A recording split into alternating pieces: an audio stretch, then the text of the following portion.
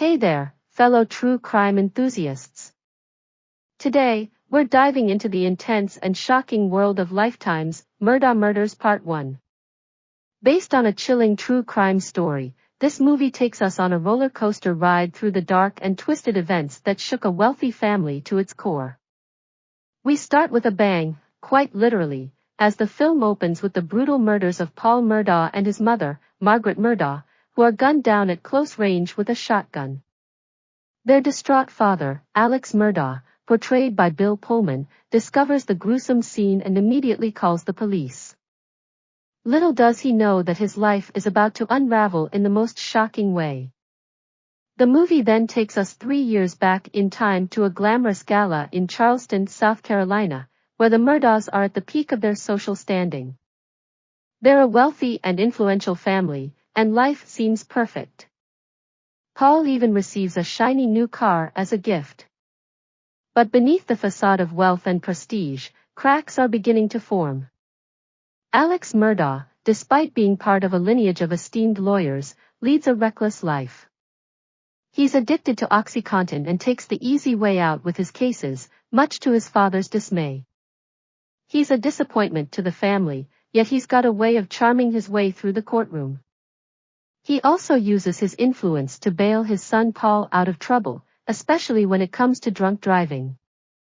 The pill addiction is spiraling out of control, and Alex owes money to some dangerous characters to keep it going.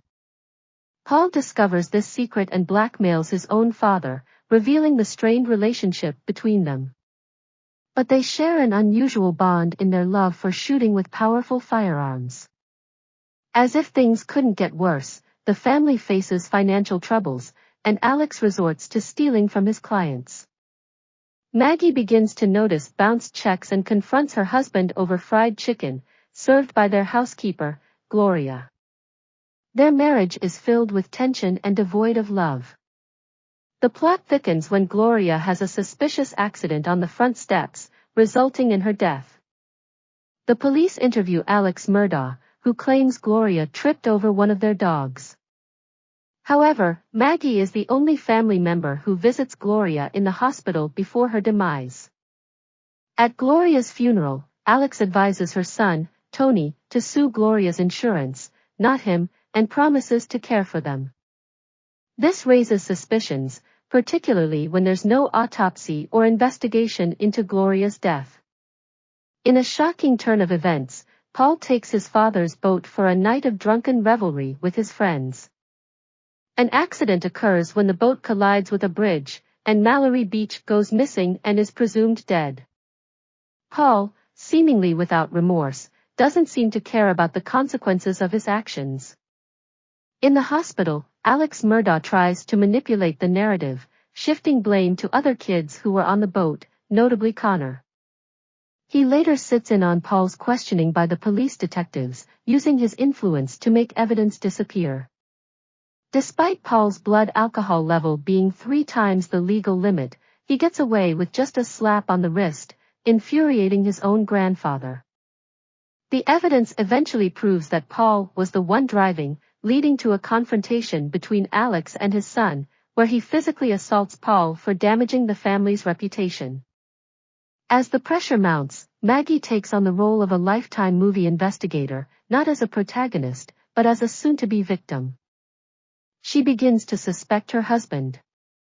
Simultaneously, Gloria's sons hire a lawyer to investigate their mother's settlement, which they never received.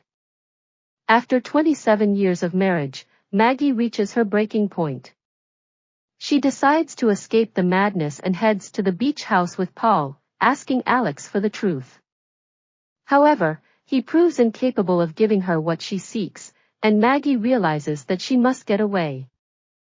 Alex's world starts crumbling as all his misdeeds catch up with him: debts, stolen money, addiction, and a dying father.